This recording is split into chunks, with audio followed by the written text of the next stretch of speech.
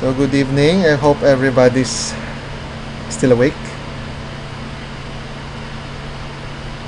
Hi to all. Thank you. Thank you. Uh, Hi to everyone who's online and watching me kahit papano. I'm happy na I can reach you guys through live streaming. For tonight, I'm gonna be discussing about mirrorless camera travel to assignment. I know I don't know if you guys know. This was my talk back in the Photo World 2020, last Photo World. Now that medyo at least naka-stream ako, I can share it with those people na hindi naka-attend, no? So I'm sharing this again. At the same time, I'm learning how to operate live streaming. This is my first time, guys, so please pagbigyan niyo ako. So let's go. Let's start kasi medyo na late na tayo. So, travel to assignments. I'll just clarify lang ano tong travel to assignments. I'll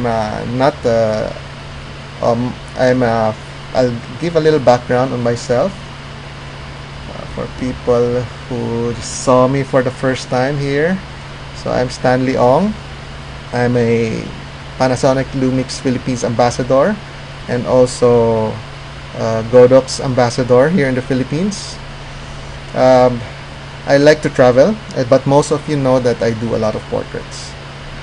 One of the things that I love doing shoot is of course travel and doing food, doing portraits, doing interiors, doing products. So basically, I'm a jack of all trade, but I love doing portraits.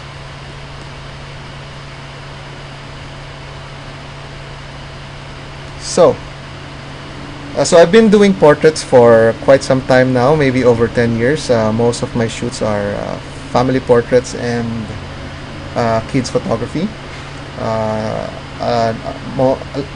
few of you know that I do also a lot of food and travel photos. I love to travel. That's why I started photography. It fed my passion. Travel photography fed my passion. Now, how do I use travel naman how do I get travel photography as a way to fuel my passion, no? So I'll be explaining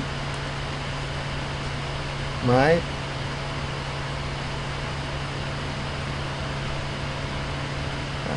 so let's start. Okay, first of all,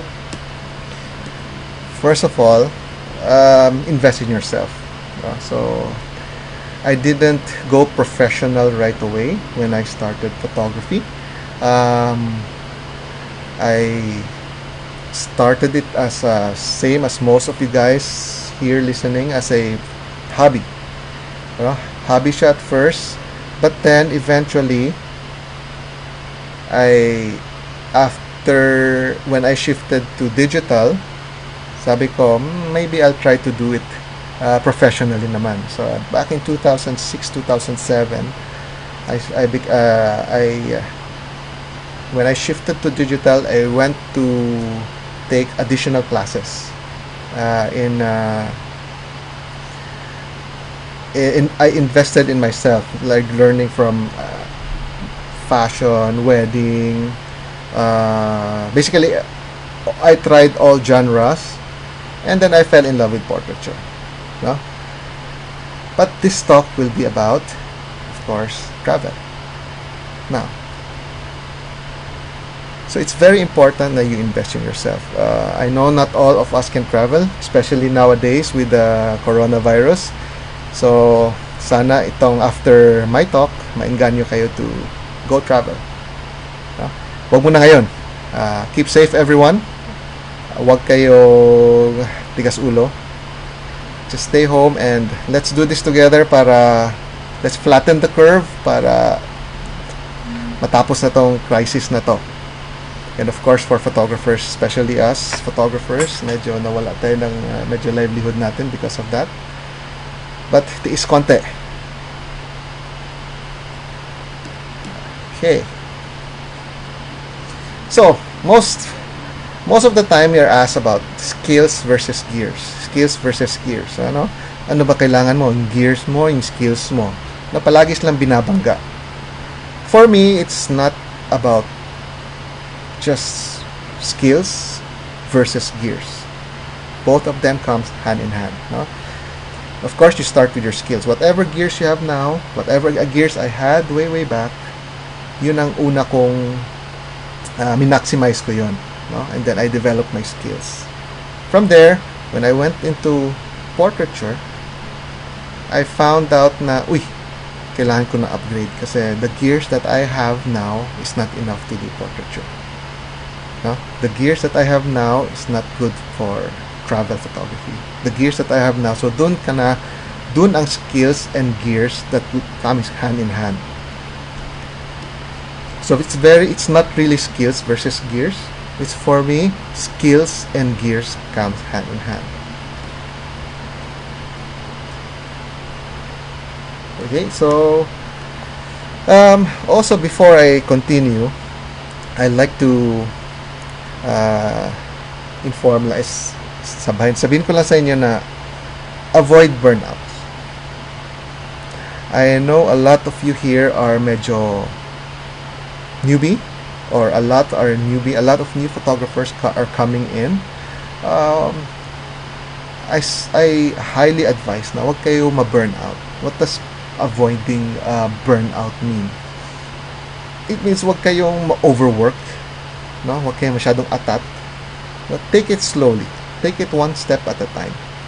I know people way back na parang when they do a shoot, ang bilis nila mag-edit, ang bilis nila mag-post, ang bilis nila mag-share para kuha sila ibang client agad. So ang bilis ng turnaround ng client. But at the end of the day, if you've heard about backlogs, maraming backlogs nangyayari sa a lot of photographers. And pag nagba-backlog ka, that it adds to stress. And then pag alam mo napupuno na yung stress mo, nagba-burn out ka. And then parang give up ka. And then you take a break. And when you come back, parang yung passion mo, you have to build it again. So what I suggest is avoid burnout. Now take it one step at a time, build your skills, no?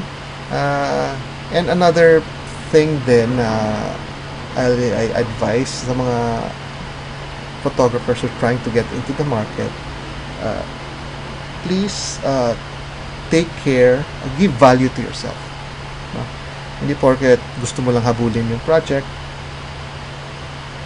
bagsak presyo. Usually yung mga bagsak presyo ang nagbabacklog kasi because their price are low.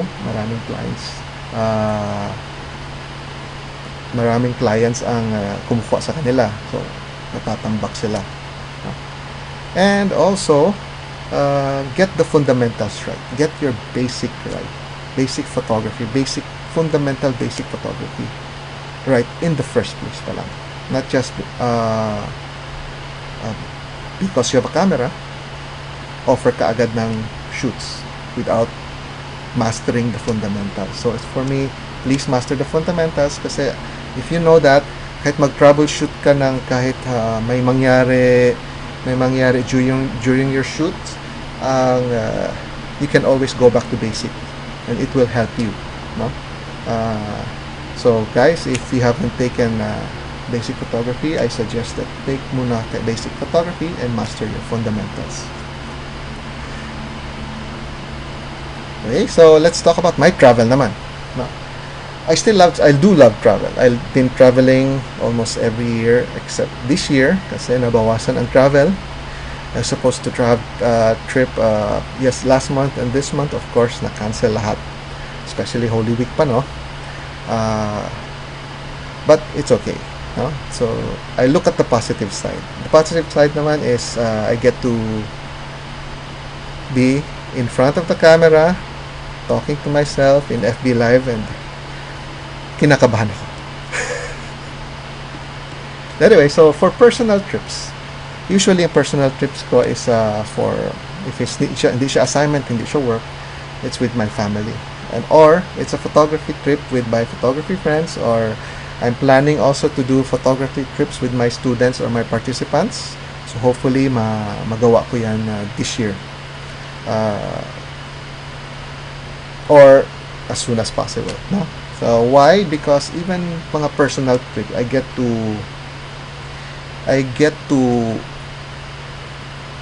practice, experiment, no? Even though I say I've been shooting for more than 10 years, more than 15 years, I still learn something new. No? So especially pag shoots mo is just with family and friends, parang no pressure to do some experimental shoots, and then after that, if it works, then I apply it to my work. No?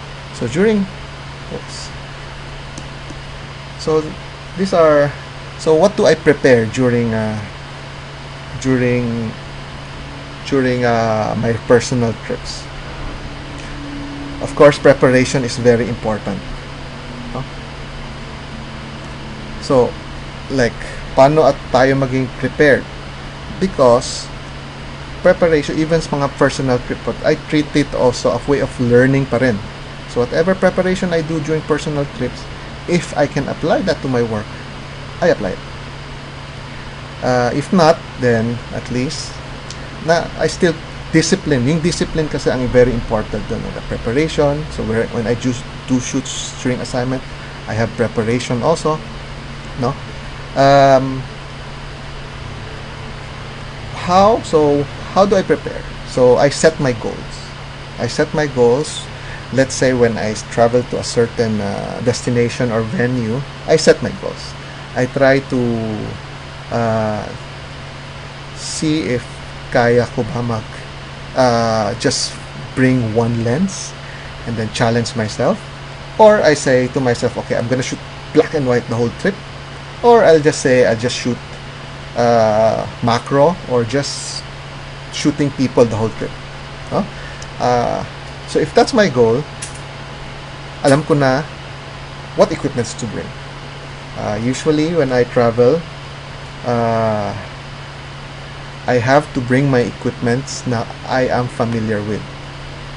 Mahirap na I had a big I did a mistake before. I brought a camera with me na hindi ko pinag-aralan kasi bago. I just wanted to try it out. When I came back home, na-realize ko pala na meron palang function na pwede pala sana to get higher megapixels. Pero hindi ko nagawa kasi hindi ko pinag-aralan before I went to the trip. So it's very important that you hindi naman kailangan sayang naman kasi if I knew na pwede pala maging more megapixels that I can capture the scene, sana I could have done that. So it's very important for me to be familiar with your equipment. Another example is I did a trip with my family. I had a phone. Okay, sometimes everybody has a phone. So minsan pag family, hindi na camera ang ginagamit ko, it's my phone. No? So I'm guilty also that I use phone sometimes. So especially selfies with my family.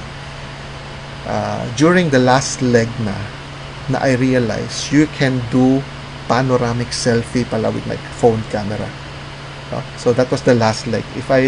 For the whole trip, sikip kami when we do the selfie. Pero yun pala, meron palang feature na panoramic selfie. So yun, I missed out that feature. So it's very important to familiarize with your equipment. Guys, if you have questions, just message me in the comment sections. No? Kasi I want interactive tayo. Sa mga tatay dyan na tapos na sa labada, thank you for viewing. Anyway, hey Romel, thank you. Mukha hindi ba? Kabado pa rin. Anyway, so, okay, now that you have just set your goal, you're familiar with equipment, So it's very important, don't lose your focus. May tendency kasi, daming views na pwede makuha, but your goal was to take macro shots or black and white shoots. So don't lose your goal. Do that pa rin. And then, of course, when traveling, do advanced research. No? It's very important to do advanced research.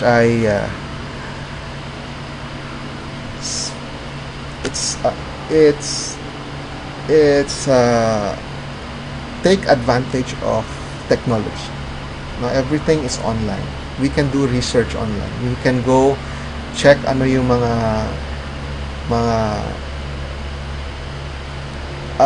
places na we have to go when we go to certain destination. Of course, yung mga given.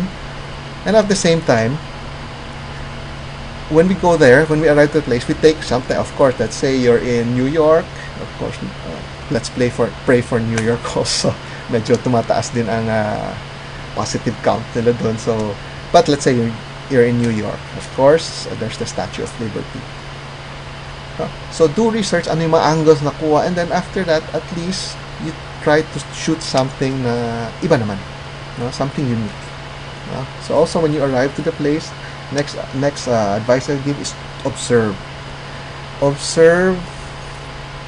the people, observe your surrounding, observe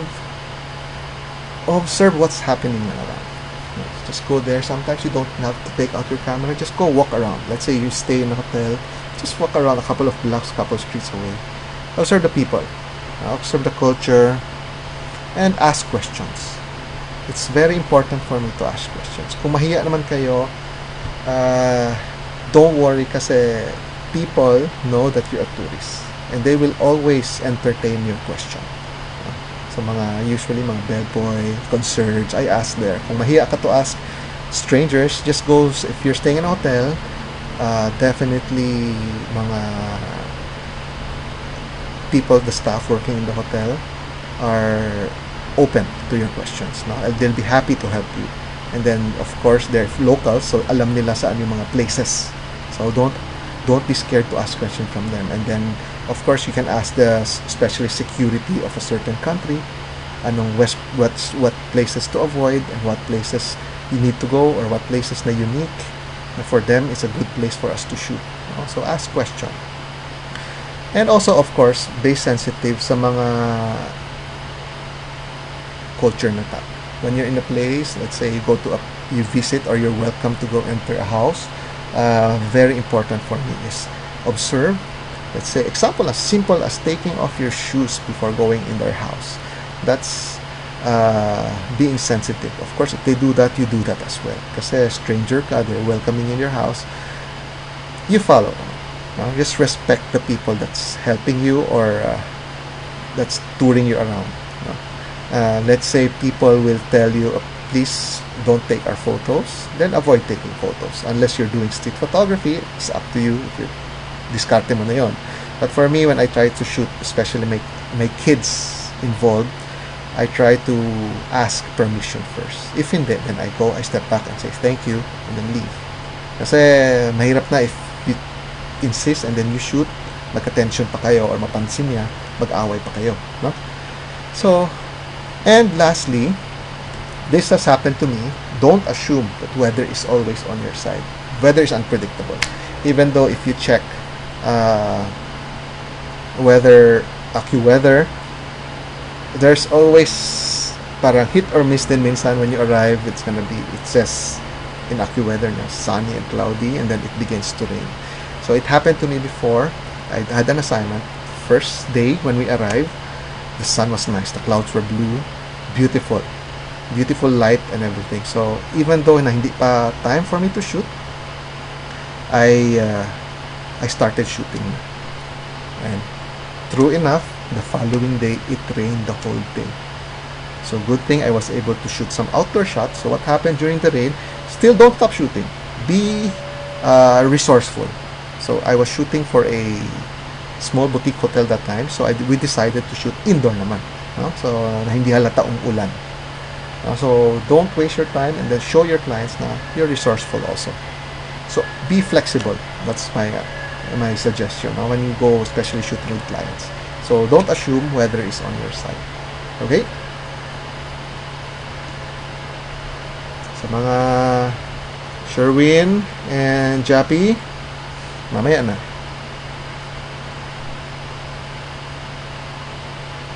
Okay, so ito naman. Ito madalas mga tinatanong ng mga photographers na, okay, what do you bring? What do you bring? I'm gonna tell you what I bring during shoots, during my personal travel, but it's not necessarily na yun na ang formula na yun din dadalhin nyo. No. It's really up to you anong bagay sa style mo, anong bagay sa'yo. But for me, I'm gonna show you lang what I bring during, example, when I do my family trips. So, during family, marami akong bit-bit na stuff sa kids ko. No? So, I just try to bring very, kung kaya, very portable lang. Konti lang dadalhin ko. I'll bring a little bit, just one camera, 1 or 2 lens plus filter. If I can do with 1 lens, better. Because sometimes, especially when I do family trips, hindi siya photography trips, we move so often, so I cannot stay put. So I try to just bring 1 zoom lens or 1 fixed lens. It depends on the place we're going. And of course, I bring a lot of batteries. Sometimes shooting sometimes outdoor or traveling, minsan makalimutan mo mag-charge, pagod ka na, so I bring extra batteries. And of course, memory cards and hard drives. I back up my memory card right away every night. Hindi yan mamiss kasi I'm disciplining myself na I back up every day. Kasi I know people na 1 month na yung shoot nila, nasa SD card pa rin, nasa memory card pa rin nila yung shoot nila. No, I back it up, make sure that I back up, and then when I start shooting with I use fresh memory card. So, yun ang dala ko lang when I do family trips. When doing photo trips naman with photographer friends,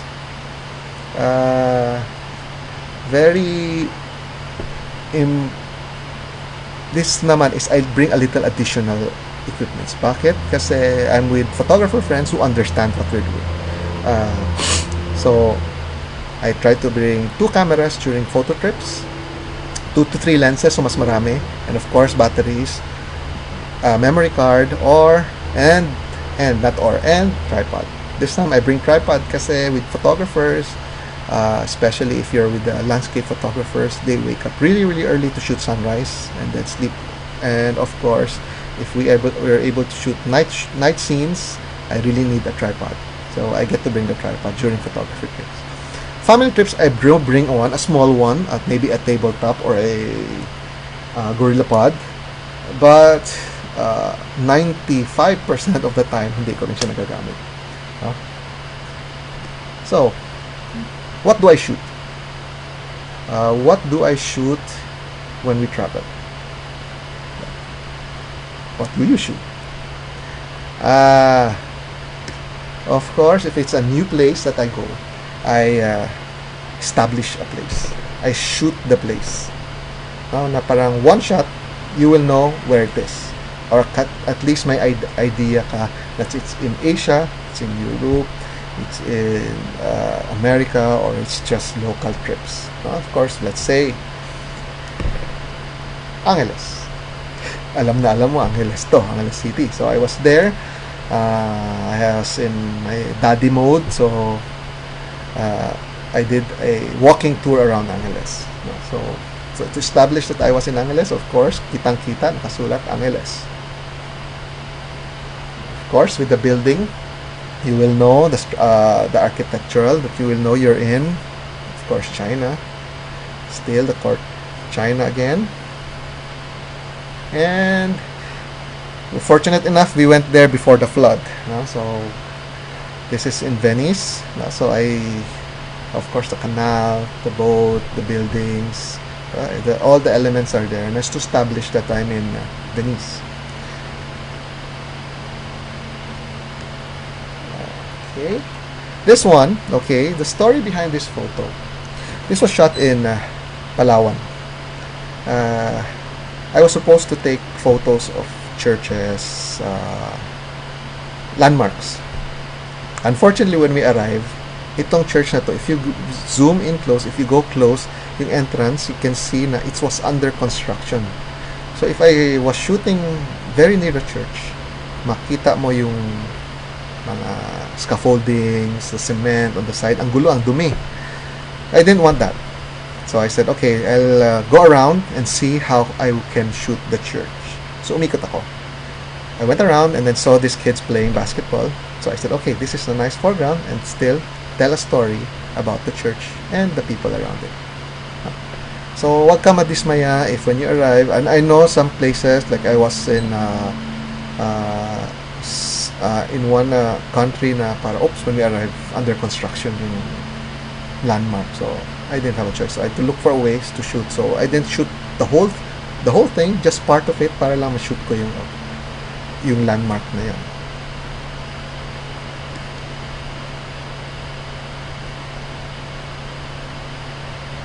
Okay, so of course this was a waterfall.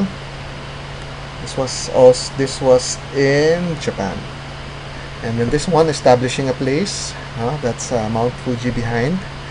And I want the serenity of the place. So this was under a bridge. So we had to go down under the bridge.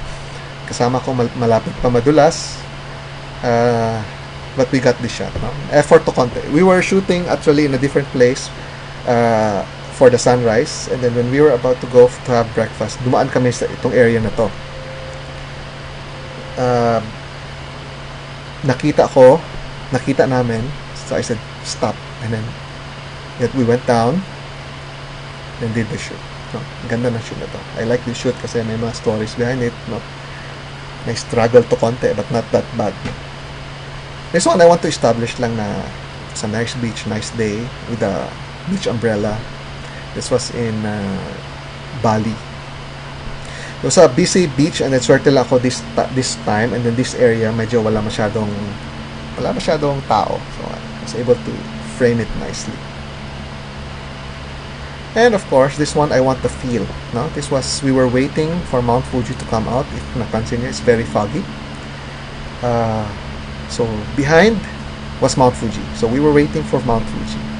So while waiting, I turned around and saw this scene. And I took the shot. And I like this shot. It's just the fog, the scenery, foreground, background. And of course, when Mount Fuji came to see us, we were fortunate enough. It became clear. This is the same location yung sa previous yung ito. No? So we waited, nag-clear, lumabas yung araw, naging clear yung sky, and these ones were there.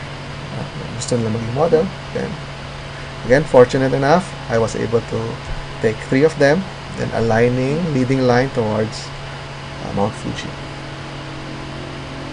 Itong shot, maybe may kailangan tong explanation kasi hindi masyadong, baka magtaka kayo, bakit sinute to? Wala naman tao, wala naman anything. I like the feel of it because this is a room of a master calligrapher.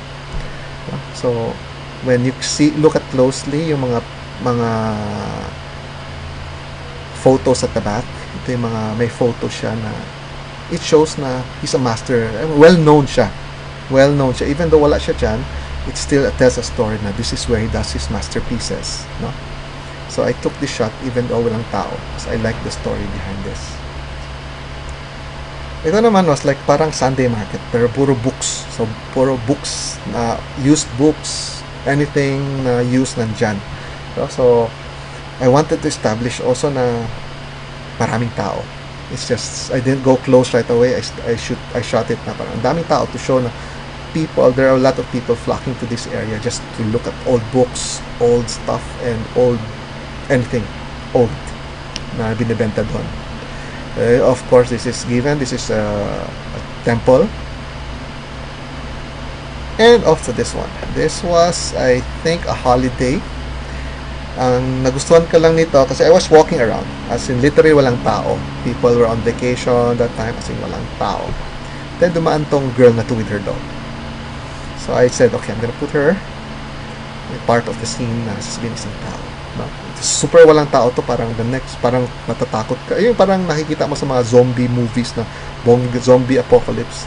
In one corner, makita mo na paglingon mo, nandyan na tumatakbo sa'yo. It was that quiet that time. So I was able to get this shot. She was on her way. If you see in front, it was a temple. She was on her way to the temple. So I followed her way up. Hindi ako stalker, but kinundan ko lang siya. Okay, so after that, I established my place. The next thing that I like to shoot, of course, I like to shoot portraits. I photograph people. Candid or pose, most of them candid, para hindi, gusto ko when I shoot kasi yung they're engrossed in what they are doing and mas natural. Kasi sometimes if you call their attention, I do shoot them. I sometimes call attention if I want to do a nice portrait of them, but if not, I want them working. No? So this scene na to, actually, papunta lang ako. We were in a restaurant, this restaurant, particular restaurant. So I was about to go to the washroom. I passed by this kitchen, the opening kitchen niya. So nakita ko. Good thing my camera was with me. Hindi ko iniwan sa table because we were in the restaurant. Dala-dala ko pa rin. So when I saw this, maganda to ah. So I took shots. Few shots lang, hindi niya ako napansin. And I came out with this kind of shoot. This photo. Okay. May question. Yes, I like questions. So may question dito si John Earl. Bakit mostly black and white? Okay, when I shoot travel, I try to challenge myself. I try to do something different. Kasi when I do my work naman or my assignments, when I do portraits here in Manila, it's mostly in color kasi I shoot a lot in color. So when I try to travel, I try to do something different. Not all my travel naman are in black and white. Of course, if maganda talaga, let's say landscape, I shoot in color. No? Or sometimes I mix it up. No? Depending on depending on the goal of that trip. No? Okay, John, thank you for that question. Bawal daw kumamot ng ilong. Bahala kayo. Okay, so let's continue. Okay, here. This is one of my recent trip. I passed by this lady selling no? Marami akong shots nito, but this is what I like kasi she's giving the change. Mas may story to eh. No? Meron isang picture dyan nag-abot siya ng apples. But I like the story of this na nagbibigay siya ng change and then the apples are there, so you know that she's selling. Parang Sunday market din kasi to. Okay. And here, ito, nahuli ako. I tried to be discreet. No? I tried to be discreet. This is not our driver because I had a shot of our driver eating alone. This is a driver from a different group. He was eating by himself. So nagte-take ako. At first, I was trying to frame. Nung fin-frame ko siya, nung natama na yung framing ko, bigla siya lumingon. So I still took the shot. And I like it. May eye contact kami. Pero kinabahan ako after, baka magalit kasi busy siya kumakain. Nobody likes to be taken. To have a photo na kumakain, diba? So, swerte ako, hindi siya nagalit. Umalis na ako. After 2-3 clicks, umalis na ako. Okay, again, I like this because we had eye contact and this was a wide, if napansin nyo, this is a wide lens, so medyo malapit ako nito. When they look at me, they saw me, parang okay naman sa kanila to shoot, so I took a couple of frames. The dad and the kid were playing, and then I took a picture also of the dad. When the dad looked at me, kinlik ko rin. So again, I like the eye contact here. Shooting people. Masaya din shooting people. But guys, if ayaw nila, when they look at you and then you take a shot and then they will say no, just say sorry and go back. Step back. Ganun lang yun. Huwag kayong mamilit or huwag kayong magsungit na mukha. Or, bakit? No? Smile. Very important ang smile. Smile is a universal language. Just smile and walk away. Okay, of course, this one, colored na to. This was guys shooting, and then of course they were very happy na sinushoot sila. Naglalabada. Maraming ngayon gumagawa niyan ngayon kasi nasa bahay lang lahat ng tatay. Daddy duties yan. Okay, remember the establishing shot I did na mga nagbebenta ng book? This one, I went closer. I tried shooting naman the people who are selling and buying the books or just checking out the books. What's nice about the cameras nowadays, pwede mo siya ma-tilt, no? So, hindi halata na nag-shoot ka. So, I was able to go really, really low, tilted my screen. I was able to take shots and frame it nicely. Guys, most of the shots that I'm showing you are not cropped. No, I try to frame it properly. I always encourage people to shoot and frame na properly in cam pa lang alone. So you have lesser editing job to do and more time to focus on your shoots. Again, the same. This was early morning. No, she was selling, and then now I wanted to include people because very jolly tong tindera na to. No, very jolly siya, and when she talk to people, she makes them smile. No? Kasi may iba na masungit, estudenta lang.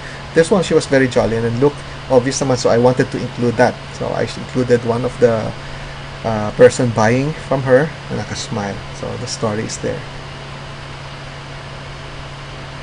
Okay, so again, preparing, have your camera ready all the time. My camera was ready. I was just waiting outside. Again, I think holiday ulit to. So, dumaan lang siya. Tapos, of course, if you can closely, yoyosi siya. No? So, click agad. Kasi mabilis lang yan siya dumaan. Siguro not even 5 seconds dumaan na siya. Sorry. Think on your feet, okay? This one naman, I was doing a little bit of street, shooting the vendors and stuff. So, sabi ko, how can I shoot this place na, this is a food street food na lanes, no? Sa mga kalito ng mga street food. So I wanted to show people na may mga chef, of course, not just mga street food kasi you say mga fishball, mga ganun. No, there's different restaurants, no? So I said I want to shoot something na, so I was shooting mga nagluluto, nagshare, mga chefs or certain restaurant. And then this one, while I was walking, nakita ko chef coming close to me, and then on the left was another chef, although looking inside. I took a shot, and then ito yung image na lumabas. For travel photos, if I shoot JPEG or RAW, okay, I shoot most of the time RAW. Kasi sometimes you have I want to do some color correction, no. Sometimes there are color casts na I want to change, or a little bit of editing. I shoot RAW. I shoot JPEG and RAW sometimes if I want to share my photos right away. Kasi mayroon naman sa feature sa camera natin that after shooting, although Lumix has, you can edit RAW in your camera.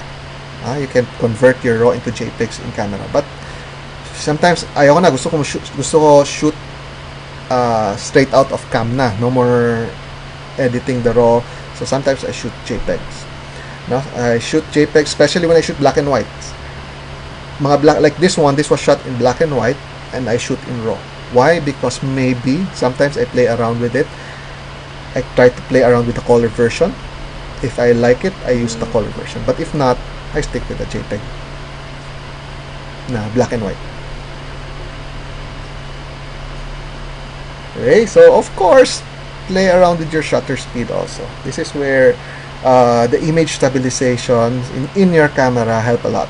This was it has a slow shutter speed lang because I want to show people also passing. This was a busy street. If I freeze it, medyo wala masyadong motion. So I wanted to capture motion, and there you go. So nakikita yung gusto ko na mapakita that a lot of people are moving in this area, and of course the place. Okay, think on your feet. Again, ano to? So, this tunnel, again, maraming dumadaan dito. So, I was just at the other end, waiting to clear up. It took a while, no? It took a while na maubos yung mga tao. Kasi this is, as in, daanan talaga to ng tao. So, I took a shot, tas biglang tumahimik, tas biglang may isang matanda dumaan. So, perfect. So, I was ready and I took the shot. And then, gusto kong shot, I was able to get it. Okay, so again, another busy place. It took me 10 to 15 minutes waiting, and then I gave up. At first, I gave up for this shot. When I turned around, kasi I said, okay, wala talaga kasi puro lang tao, and then people were in modern clothes, parang wala. So when I turned around, I saw these two ladies, the geisha outfit. So when they turned around, I went around agad sa likod nila and started shooting. And then I liked the shot kasi the guy on the right was looking at them. No? So I took the shot. Tools that I use for post-processing, all my photos pass through Lightroom. I like old school kasi I want to see the thumbnails of all my shots and then review from there. So almost all my shoots pass through Lightroom. Ito na rin ang filing ko. So I'll know the dates. I put the dates. If you put the tags, you tag it. I like Lightroom, and then if I just do very minimal exposure editing, contrast, but the basic edit lang, Lightroom is enough for me. And then I do, like, say, medyo I need to clean up a little more. I move now to Photoshop sa mga details. No? Although you can do a lot na in Lightroom nowadays, pero siguro I have kasi actions and presets that I like to try in my Photoshop. But basically, I do almost all of it. All of my shoots pass through Lightroom.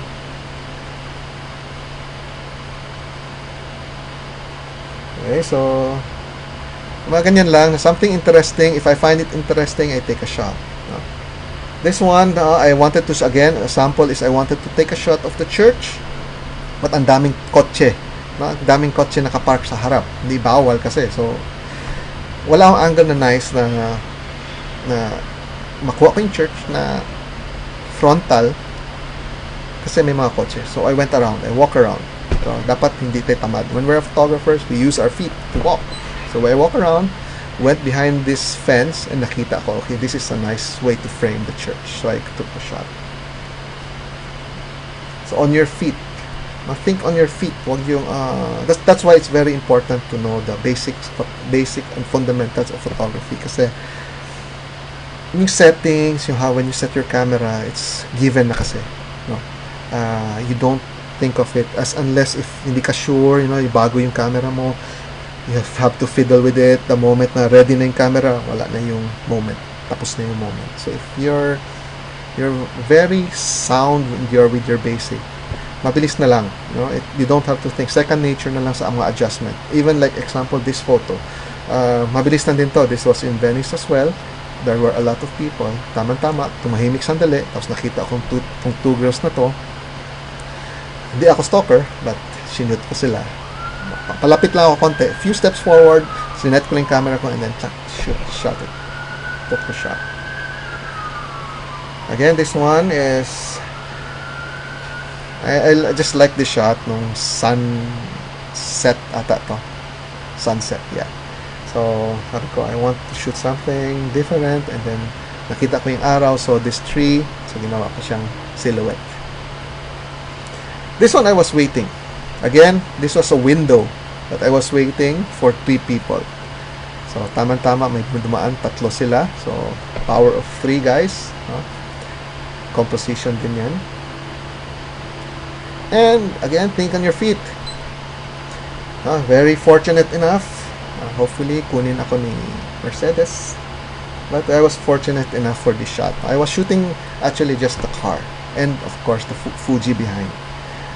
Walang tao pa yan at first. So I was just looking for a nice frame na mag-balance out. And then I couldn't find one. Sabi ko, yung saan yung area na tao, bare. Sabi ko, ang kulang ng element.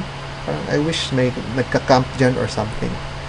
all of a sudden, from behind me, this guy went towards the shore.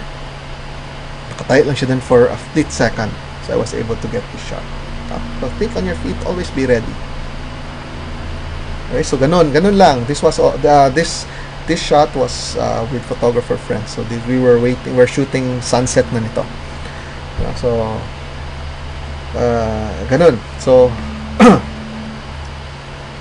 how do you pick your photos? Is it through flagging in Lightroom? Yes, I rate my photos sa Lightroom. I don't flag it in Bridge sa Lightroom kasi in Lightroom, after I flag, I edit right away. I was able to do quick edits and export it in JPEG, and then I can compress it in Lightroom and then share it with you guys right away.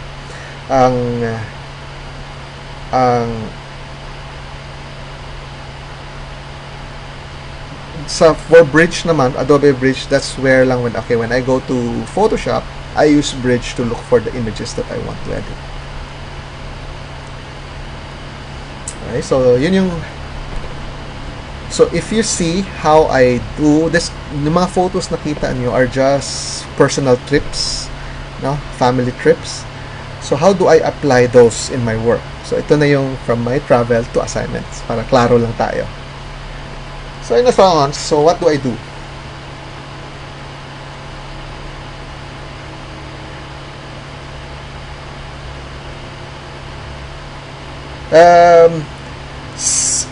If someone's asking if yung photo ko, if straight out of cam or black and or I convert it, I enhance it a little bit in Lightroom. Halo. Some are straight out of cam na black and white. Some I do a little tweak pa because sometimes yung shot na yun I want a little bit more contrasty, so I tweak a little bit in Lightroom. But it's yung nakita nyo, some of those are just straight out of camera. So mga enhancement ko usually is just fixing the highlights, fixing the shadows and contrast. I start from there, and then if I find it's okay, then I'm done with it. Ayoko na masyadong maraming edit kasi when you're traveling you have a lot of photos, no? So if you isa-isahin mo yun, no? So get it right in cam and mas mabilis yung workflow mo. Okay, so again, so discuss natin kanina in preparation, what is your goal, know your equipments, be professional. So all of those ina-apply ko rin in my assignments, in my work. Preparation, very important. So what do I bring?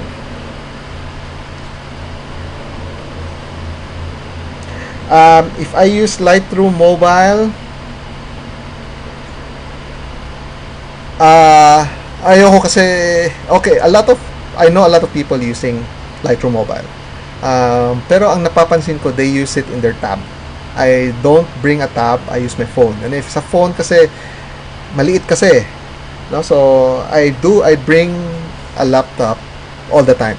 No? So when I'm after the day's over, no, we go back to the hotel or to the place where we're gonna rest. Nagba-backup ako, dun ko view. Kasi pag sa Lightroom Mobile kasi maliit yung photos for me, I know a lot of people use Lightroom Mobile, but for me, my workflow, I never use Lightroom Mobile. But gusto ko gamitin. Kasi sayang yung bayad, di ba? Okay, so what do I bring? What do I bring for? Again, preparation is very important. No?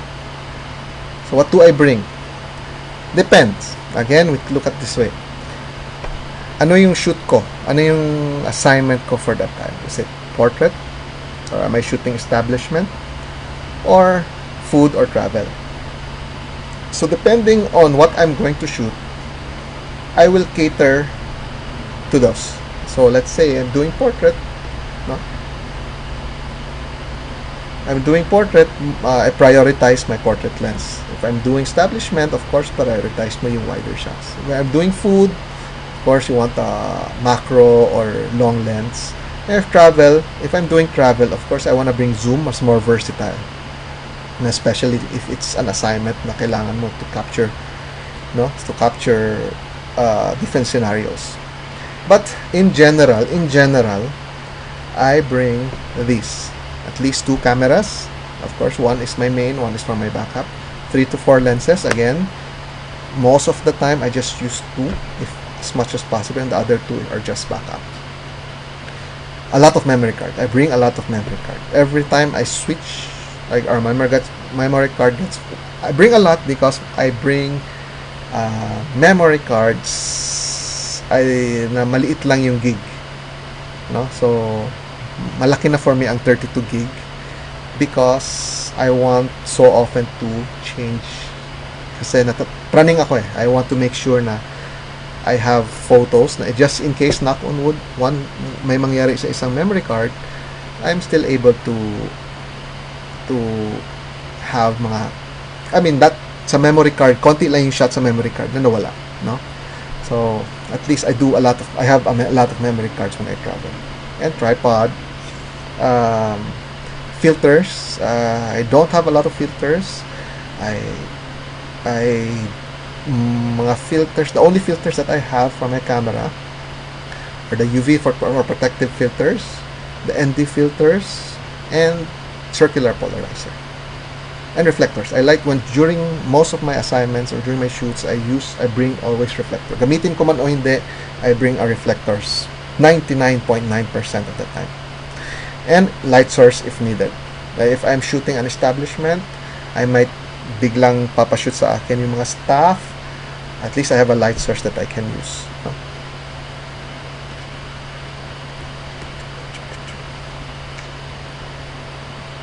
Okay, so example. This next few slides are project I did for a property developer. So they got 3 of us to shoot their properties, and then in our genre. And of course, I shoot kids, so I place kids in my photos. So naging exhibit din siya. In this project, very simple lang kasi I wanted to be mobile kasi malaki yung properties nila. So I wanted to be mobile, so I just brought speed light, an umbrella, a small 160 watts I think that time na ilaw, and a power bank. So I want to be very mobile. And then the only modifier I bought for this, if I'm not mistaken, matagal na kasi ito, umbrella diffuser. So it's the same equipments for this and this.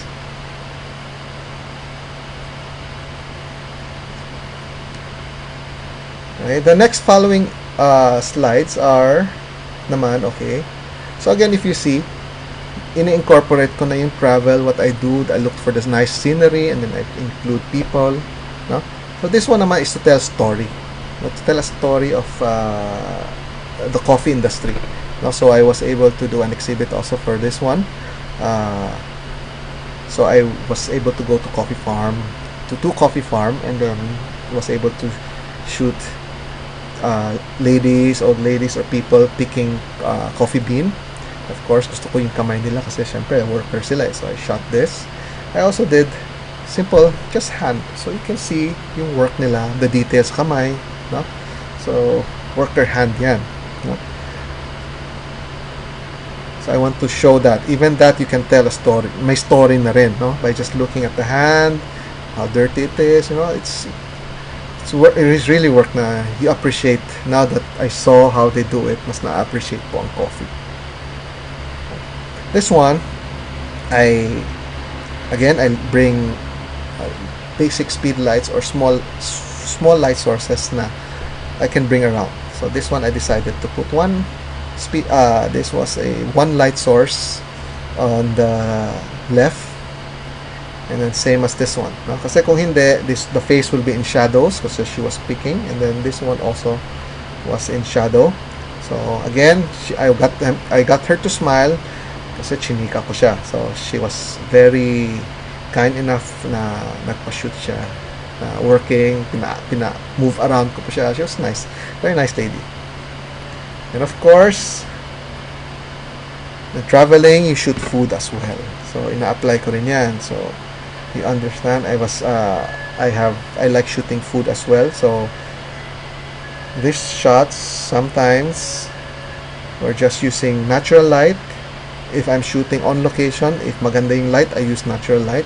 Problema kasi sa natural light, if let's say biglang didilim or biglang mag-overcast, biglang aaraw, so the temperature in your photos changes as well. That's why I still bring backup source, light source. This one here is available light. Humingi lang ako ng bond paper to be the reflector on the left side. And of course, again, food. And then when you're shooting food, of course, pag flexible ka, shooting food, and minsan na i-incorporate ang portrait, no, of the chef, and naging cover siya sa isang magazine.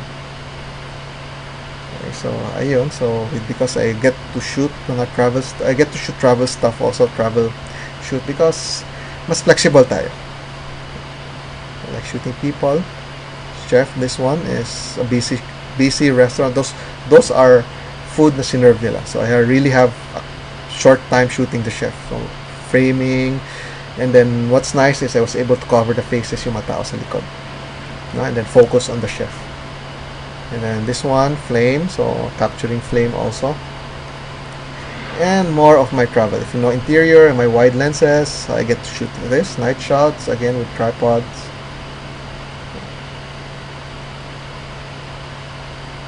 Question, guys? Call a friend?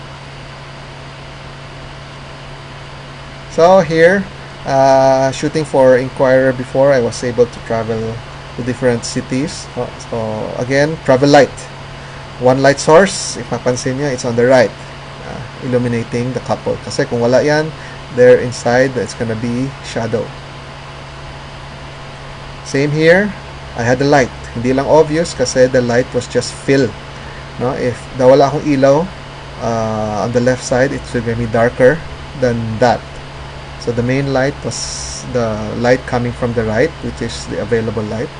Natural light, and then I just bounce, swerte lang ako may wall dyan na white, so I just bounce my light to hit Kenneth on the shot. And then this one, I want to balance the light naman, so the one on the left is the sun.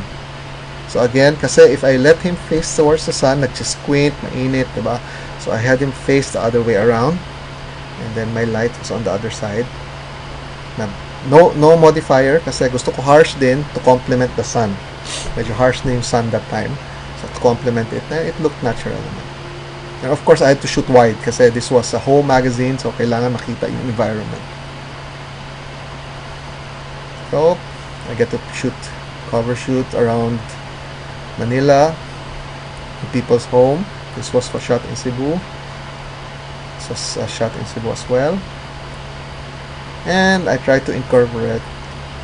Now na I'm comfortable going around, thinking on your feet, I apply it here. So me and this beautiful girl, si Fabi, we went around BGC and took different shots. So different feel, different look. So this was paano ba to? I was with students and photographer friends. We went around, did a shoot with Fabi. So I was showing them how we can shoot like street using the kids, incorporate how I shoot. If this is a client, a kid, if I have a light source, I use this to shoot this image. One light source on the right. It's just, this was, I think, just a speed light. And if you get to shoot in exotic areas, you get to shoot families. I shoot families, and when I shoot them in exotic, I take advantage of the venue. I show the place. Mahirap naman to just look for a wall parang hindi mo naman sinute sa isang very nice beach, no? So I incorporate everything, the view, no, the feel of my photos, and of course I shoot kids. And of course the sun was high, so kailangan mabilis to. Kung hindi, the kids were very energetic, and you're shooting, pawis na pawis ka, and then they start sweating, so kailangan mabilis din yung shoot mo. Again, we go back to basic. Dapat sound ang basic photography mo. And this one, it looks like an ad, but I really like the shot because it looks like an ad. This was shot, if you believe me or not, in La Mesa Eco Park. So I just had them, I just looked for a nice background, it just shows, and then with a nice styling, I came out with this image. Questions, guys? Huwag kayong mahiya. Walang bayad. This is, again, guys, thank you. This is my first ever live, FB live, and I'm sorry again, late nag-start, nagkaroon ng technical problem. But, natapos ko rin. Questions? No questions? Raffle na lang. Wala pang raffle. Walang budget ngayon. Quarantine. Guys, take care again. I want a reminder lang, stay at home please. Let's help each other. Huwag tayo pasaway. Let's be responsible and let's fight this as one nation. Yun yung last post ko. Unity and solidarity. Okay. Sorry, wala akong pang raffle nga. Anyway, so again, so that's how I incorporate my travel with my work. No? The preparation is there. No? Let's go back lang to that slide.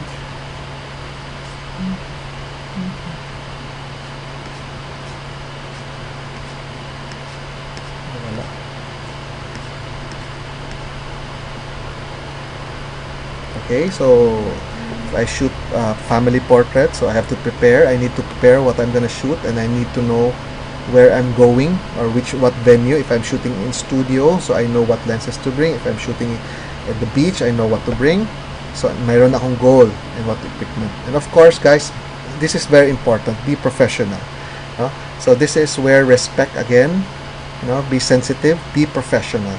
When we're working, you have to wear, let's say, of course, you have to be in especially attire. We have to be on time. We have to have proper attire na kagalang-galang. So, and then if we are scheduled to do a shoot on a certain time, just be there earlier, not just on time. Kung kaya earlier. I know traffic is always an excuse, but we know there's always traffic, so it shouldn't be an excuse anymore. So, continue to develop as a photographer. During the quarantine period, I try to develop my skills also. I try to continue reading the books that I haven't read. Continue improving lang, guys. It's during teaching, during this one, I learned something new na dapat you have to have backup. Kasi tulad kanina, nagka-technical problem ako with the FB Live, so I had to have backup next time. But thank you again. Kahit papano, nakaraos din ako. Okay, there's another question. Yes, I like questions. Isn't it difficult using lights on travel trip assignments with no assistant? Okay. If it's a big project, I have an assistant with me. Kasi mabibuilt-in mo naman yung price. Kaya that's why you have to know yung value mo. No, let's say if I'm shooting for a hotel or a resort, definitely I built in a price. Kasi if ako lang isa, I'll be running around the resort by myself. It's too tiring. No? I try to have an assistant all the time. No? So, shout out to my assistant. No? Hindi siya makapag-date ngayon kasi naka-quarantine. So, relax ka lang, Lee. Special mention to my assistant who's been with me for a while na. Wala pa rin na sana nakikinig ka. Baka sana hindi ka tulog. No? I always have an assistant with me. If it's a bigger project, I bring additional assistance. It depends also on my on the requirement, the not requirement, the requirements of the project. If not, if kaya naman solo, let's say if I do personal shoots, family shoots, let's say to certain cities, let's say if I go to Iloilo, I tie up with people there. I make, there are friends, we have friends naman, friendly naman tayo minsan. I ask them to help out. Okay, Robert? More questions, guys. I like questions. Next time na ang raffle, ha?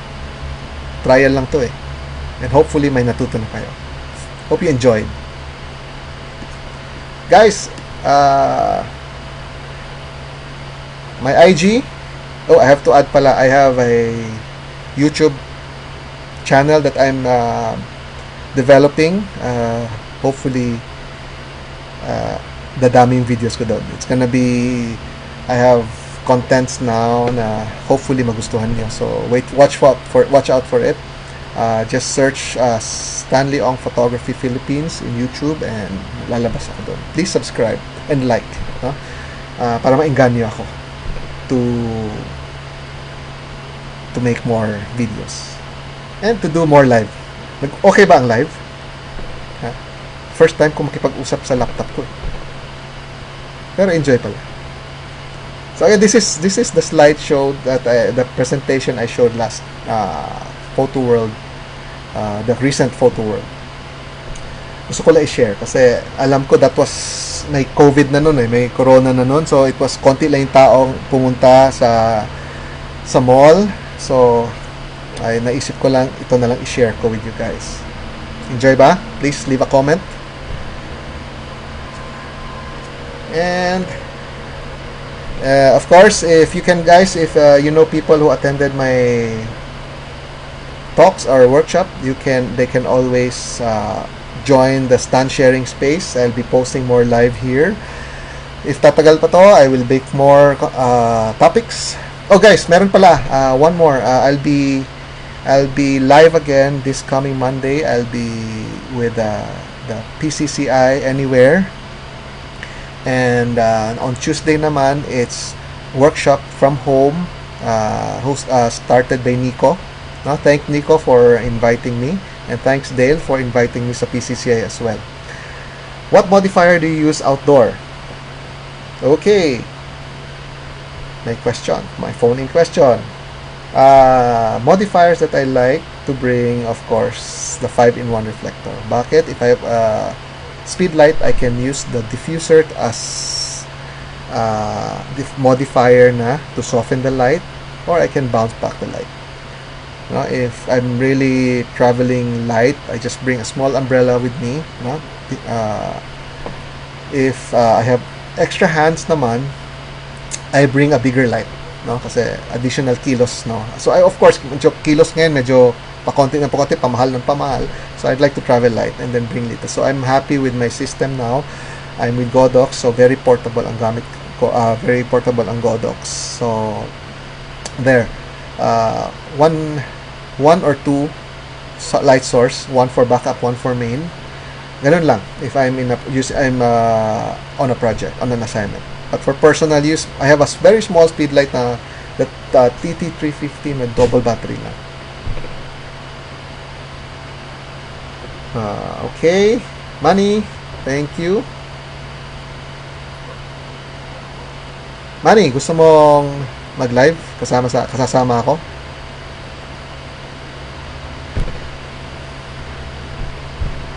Enjoy ba, guys? More live opinion. What is your opinion on checking in cameras, lens equipment? I hand carry my cameras all the time. You can tell them it's camera. I haven't encountered naman na pinilit talaga ako na to check in my equipment. Kasi pag check pa lang, I already tell them that's a laptop. I always have one backpack and then one trolley. The backpack is small enough na pwede siyang hand carry. Parang personal bag. And then that's what's nice about using, again, the topic is mirrorless. That's what's nice about mirrorless, lumiliit na.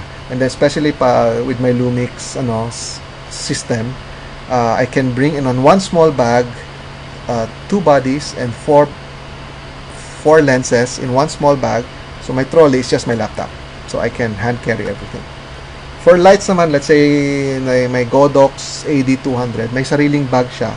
That chine-check in ko, no? If pwede sana guys, huwag nyo i-check in kasi yung mga lens nyo, kasi baka by the time pagdating mo doon, it's either ninakaw or nabasat, no? So if it's an important assignment, I hand carry everything. Thanks Robert. Okay, I think we're good. Thank you very much. Hope you'll follow me to my hope you can join Stan Sharing Space. I'll be posting. I'll be on Monday. I'll be talking about food photography naman with Miss Dale Derry. On Tuesday, I'll be talking naman on portraiture. Okay, for portraits, may humabol. Okay, anong portraits that I use? My favorite portrait lens, if I want prime, is the 42.5 ng Lumix, which is 85mm equivalent. The next one is the 50mm equivalent, which is sa amin is 25mm. So if I'm shooting outdoor, yun yung gusto ko. I have 2 cameras with me. One may 85mm equivalent, the other one is 50mm equivalent. If I'm shooting if I'm shooting studio, I use a zoom lens, the 12 to 60. So that's 24 to 120 equivalent. Kasi when I shoot studio, it's 5.6 and up naman eh. So I don't really need the one in a wide open na lens. So I use the 24 to 120 equivalent na lens.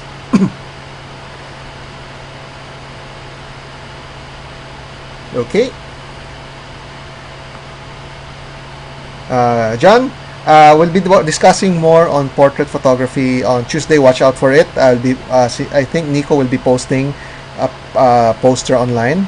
I'm not sure yet of the time on Monday and Tuesday, but I'll share it here sa Stan Sharing Space. Okay. That's it, guys. Thank you very much.